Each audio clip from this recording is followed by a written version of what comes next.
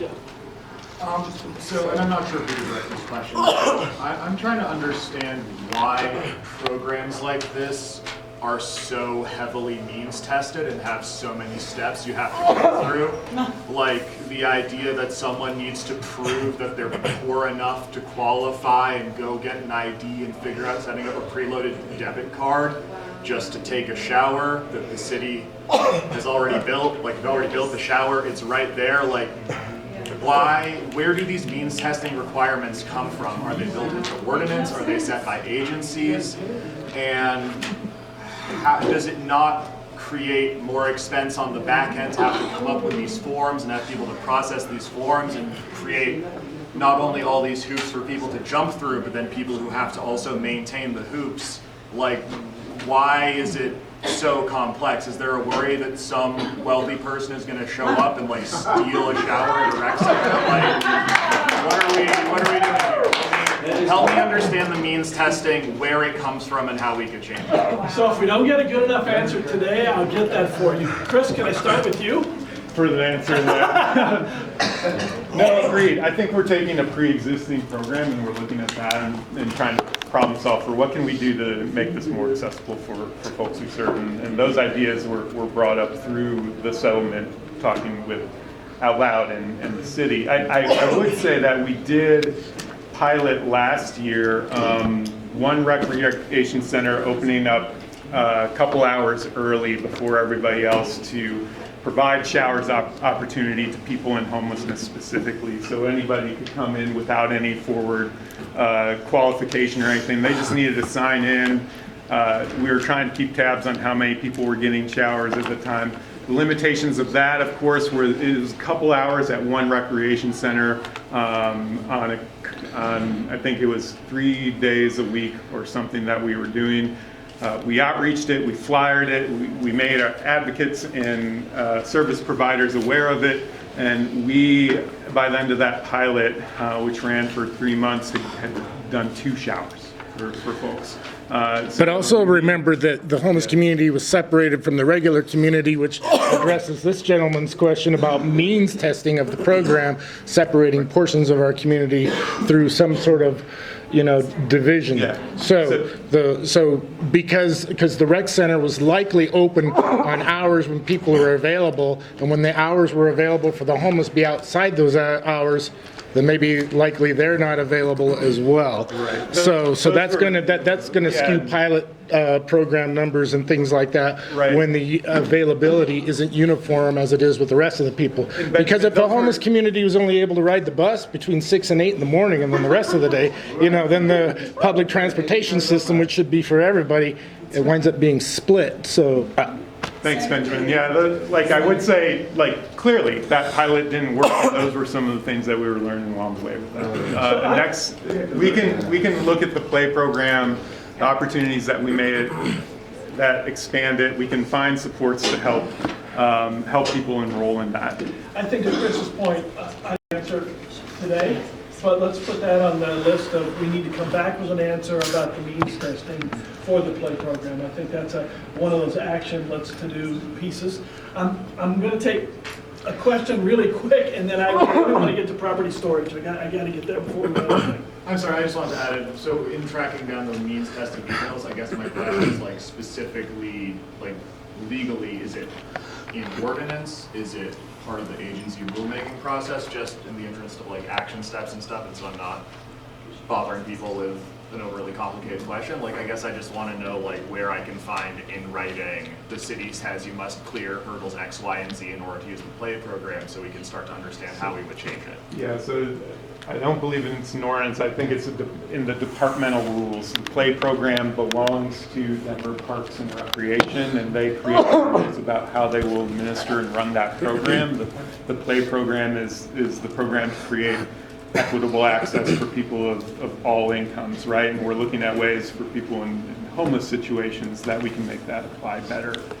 But it wouldn't be law, it would be agency rule, am I correct? Okay. Thank you so much for bringing that information back to you guys. Next time, we need to move to the property storage. Jeff? Yeah. Property storage notification system, tell us.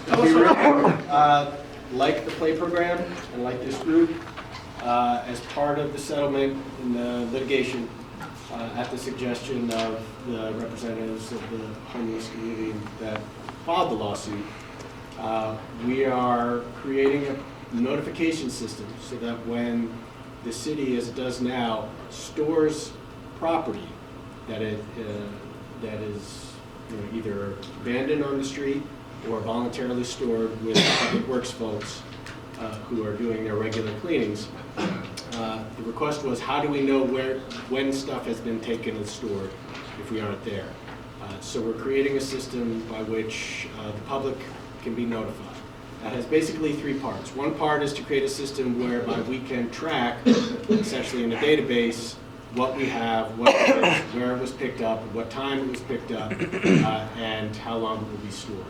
And then the other two pieces are, how do we automatically send that information to shelters, service providers, other places where it can be posted for the homeless community to see. And second piece is to create an online place, a webpage essentially, where people can go and look for themselves, including the folks at 311. If you call them and say, does the city have my stuff, they can look at this online system and say, well, where was it taken, what day was it taken roughly? We can tell you whether we have something matching that basic description. So I've been monitoring, I'm not an IT guy or a public works guy, but as part of my work on the settlement, I've been monitoring that project. It's in the final stages. They have a working application, and they expect that it's going to be rolled out in January. So we'll come back very with an well, update. sir. I have a wallet that's missing with an IT So- inside of it that I can't find anywhere, and I went and checked all three medical systems here. I checked Denver Health, I checked the police department, and the Parks and Recs, the RTD. None of your systems know where my wallet is. So I'm going to roll a bit more information in, and then I'm going to take comments and questions. So Wendy, do you want to talk about here for the ongoing cleanup and property removal? No, that was to solicit. So then let's just jump in and let's take comments, questions. As you said, you can't find your wallet, no matter where you look. Let me go over here, this lady, and I'll come back to you. Will they expand the hours for the location? Because right now I have some stuff at the center in Gallinago, and the sheet I received said I could pick up my stuff between the hours of 6:30 a.m. and 8 a.m., which is just like limited. And I still haven't gotten it. I'm reaching the 6 to 8 limit, and it's just hard to get down there at 6:30 in the morning. Fair enough, I think it's a great observation. Yes, ma'am. So, Jeff, I've got a problem with the way that you refer to sweeps as regular cleanups, regular cleanings. It's a sweep. You're waking up folks in the middle of the night when they're getting their deep, deep REM sleep, and it's nasty. It's mean. It's out of control. So, let's call it what it is. It's called hate, it's called warfare, and it's not a regular cleaning. So, as you're monitoring how to get back people their shit, how about you start with not taking their stuff?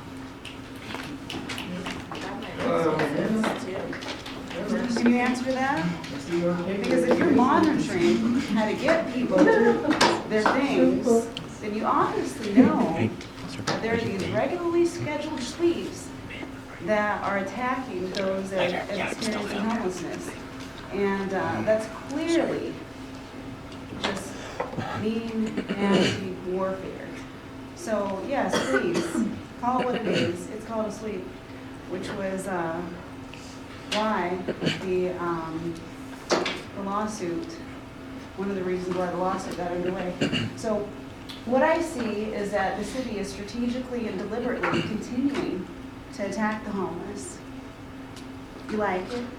You don't want to stop. You want to continue to do it. And so this subterfuge that you're disseminating, talking about giving the people their stuff, those people, they share the Howard tea, $1,700 in tea. She needs her tea. This woman her ID. So it's just posturing. Don't do better, just do it. How much money is being spent on this